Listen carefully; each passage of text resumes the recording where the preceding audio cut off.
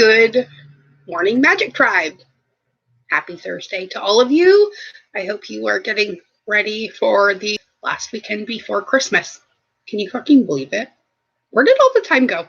I swear it was just my birthday. But like over a month ago now.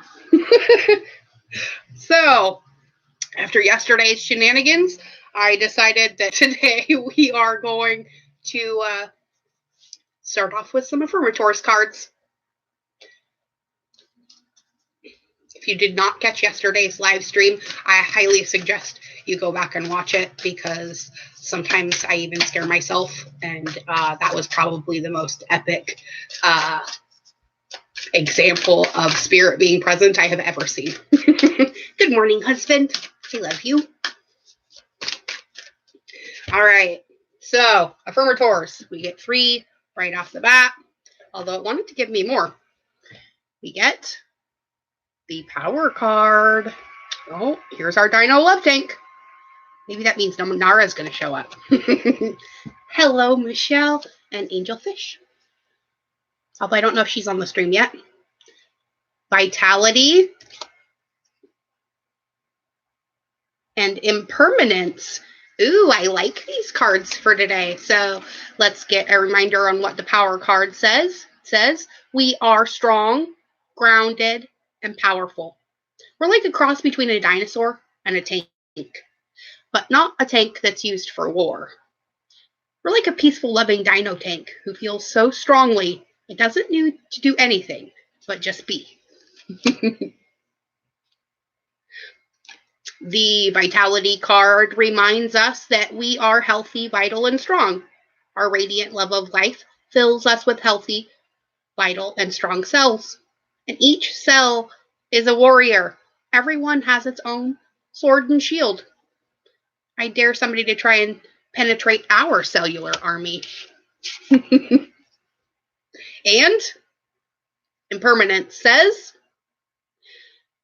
life is always changing, Magic Family. And we drift easily through those changes, good or bad. As we drift through the hard times, we're going to remember that we can leave them behind. And as we drift away from the good times, we can take comfort in knowing that more will come our way. Because impermanence is an equal opportunity non-entity, right? And one we all have to encounter on our own. Whoa. Okay, we'll get this one first, and then this is the rest of the message right here. Bonus card, Sanctuary. Everybody find your favorite bubble bath, no matter where it is. Even if it's somebody else's bath. Just make sure you have consent before joining them. No weirdos, okay? All right. Ooh, another bonus card for our second half of our message. Good morning, Dorothy. All right, Magic Tribe. Wonder how that other person is feeling? Ask them. Wish they knew how you were feeling? Tell them. You've just been drafted into the Communication Army, Magic Family, where there is a strict do ask, do tell policy. Speak with kindness and gentleness, and reach an understanding. If you don't, assumption will just make asses of everyone, including the person who came up with that aphorism. That is not what we're trying to achieve here, is it? So, let's look for a little peacefulness. And somebody make me this freaking gypsy wagon. Because we remember what? We have a peaceful, tranquil, and untroubled heart. And this is where we choose to spend our time. We can bring guests, but any person, thought, or event that brings drama or chaos is not invited. Our heart is a special property, and we're going to keep it that way so we can all keep enjoying it. And so we can get our security deposit back at the end. That's just expensive. And no judgment. Today, we release ourselves from any and all judgment. We're going to find our inner critic, call it into our office, and fire that fucker. As it leaves the room, we're going to let out a giant sigh of relief. And then we're going to try and remember who the heck hired that guy to begin with, right? Probably somebody in our childhood had told us we couldn't be unicorns. All right. Let's see. Hello, Gingy. Welcome. All right. The bottom of the Affirmators deck for today is courage. Take courage, my friends. I know it's hard not to judge, but remember, no one is fearless. No one. And even though we're not fearless, we are courageous. And when fear shows up, we do not run away from it. We're going to use our courage to conquer it.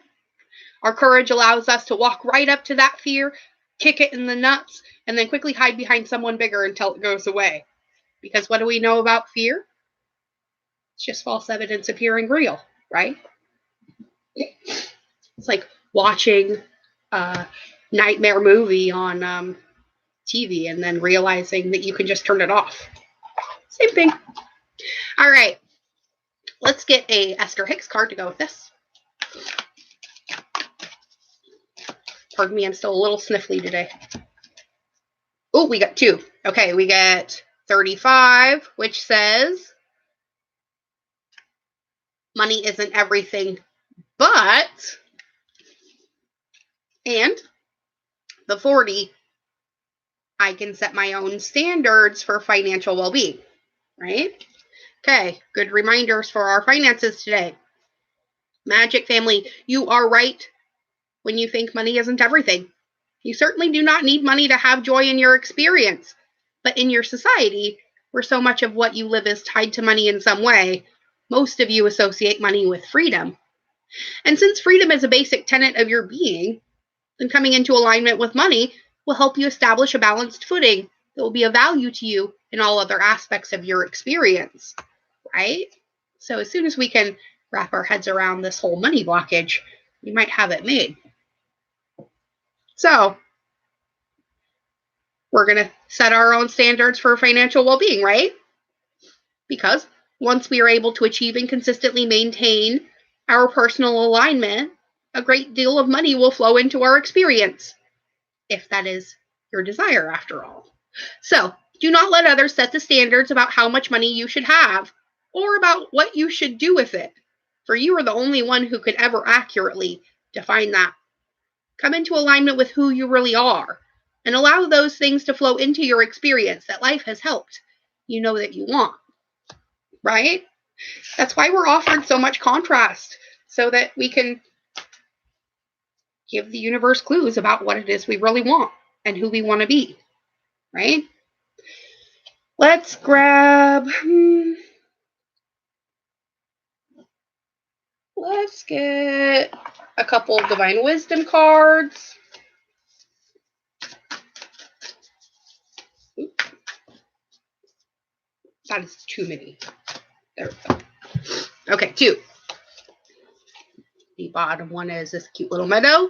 And it says, so long as you entertain the notion that there is something or someone else out there doing it to you, you disempower yourself to do anything about it.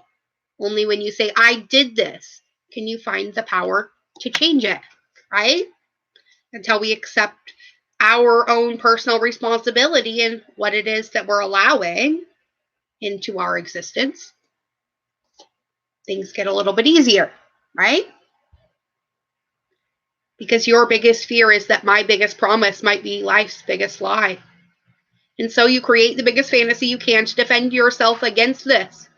You claim that any promise which gives you the power and guarantees you the love of God must be the false promise of the devil. But it's not, because there is no devil but the one you create in your head with your fear. Contrary to popular belief, God and the devil are really just the symbolism for love and fear, contrast, belief and non-belief, faith and the lack of it, knowing you have enough, that you are enough, and that you will continue to be enough, comes from your God space. And all the rest, the fear, the anger, the lack of self-worth and self-esteem, those are all part of the illusion of the devil. Fear, false evidence appearing real. It's there to derail you from your real task, being who and what you really are, the love of Source incarnate. Go out and experience it today, because the only time you're guaranteed is the one you have right now. So go daydream it up about what you want to create next. And I can't wait to hear your surprise when it actually starts happening. Be well, my friends. I'll be back tomorrow at 8. No, I love you all beyond measure. You got this. Be good. Be good to yourselves, but most of all, be good to each other. That's why you're here. Bye, everyone. Know you're loved.